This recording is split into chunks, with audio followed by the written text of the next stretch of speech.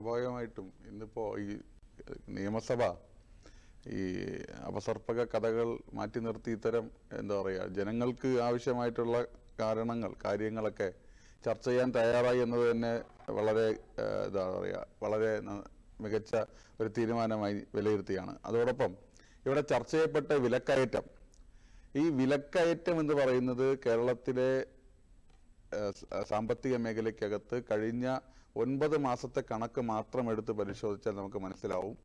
രാജ്യത്തെ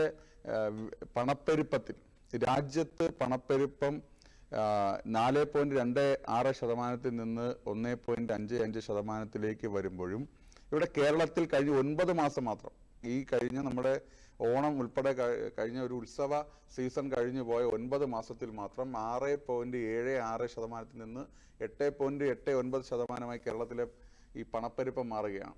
അപ്പോൾ ഇതിൻ്റെ എല്ലാം എവിഡൻ്റ് ആയിട്ടുള്ള, ഇതിൻ്റെ എല്ലാം എന്താ യാഥാർത്ഥ്യപൂർണമായിട്ടുള്ള തെളിവ് എന്താ സംഭവിച്ചത്? കേരളത്തിലെ എന്താ പറയുക ഈ തെങ്ങും പുരയിടങ്ങൾക്കെല്ലാം പോലീസ് ബന്ദോബസ്ത് ഒരുക്കേണ്ട ഗതികേടിലേക്ക് കേരളത്തിലെ സാഹചര്യങ്ങൾ മാറി.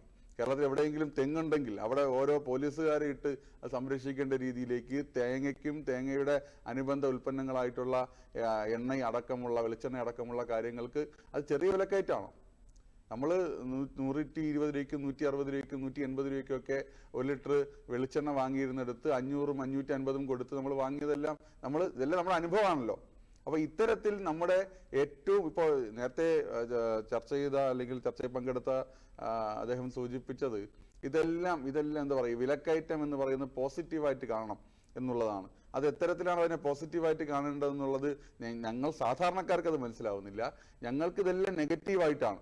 കേരളത്തിൽ പ്രത്യേകിച്ച് നിങ്ങൾ നോക്കൂ, കേരളത്തിൽ നമുക്കറിയാം കേരളം ഒരു ഉപഭോക്തൃ സംസ്ഥാനമാണ്. നമ്മളെല്ലാം പുറത്തുനിന്ന് വാങ്ങി ഉപയോഗിക്കുന്നവരാണ്.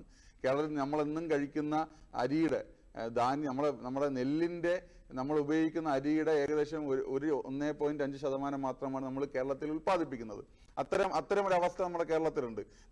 പക്ഷേ നിങ്ങൾ നോക്കൂ, ഈ വിലക്കയറ്റം ഉണ്ടാവുമ്പോൾ ഈ അധിക വില കൊടുത്ത് നമ്മൾ ഈ സാധനങ്ങൾ, പ്രത്യേകിച്ച് നമ്മുടെ നിത്യോപയോഗ സാധനങ്ങൾ വാങ്ങുമ്പോൾ ഇതിൻ്റെ ഉപയോഗം ഈ സംസ്ഥാനത്തിന് ഉണ്ടാകുന്നുണ്ടോ എന്നുള്ളത് കൂടി നമ്മൾ പരിശോധിക്കണ്ടേ?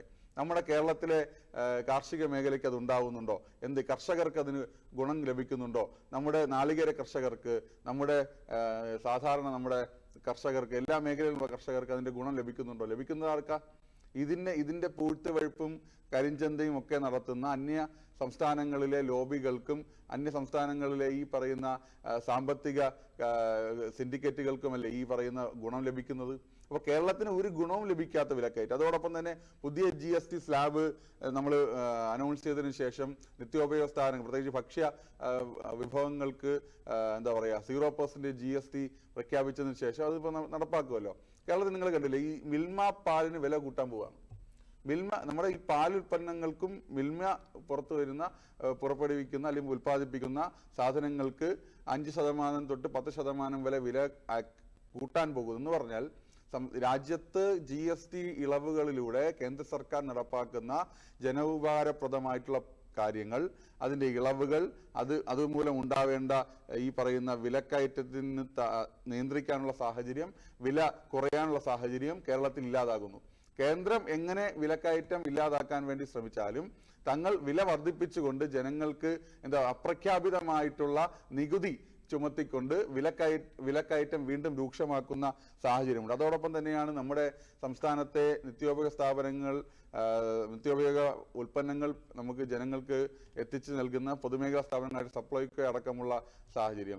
സപ്ലൈകോയുടെ അവസ്ഥ 2772 കോടി രൂപ കടബാധ്യതയാണ് സപ്ലൈകോയ്ക്ക്.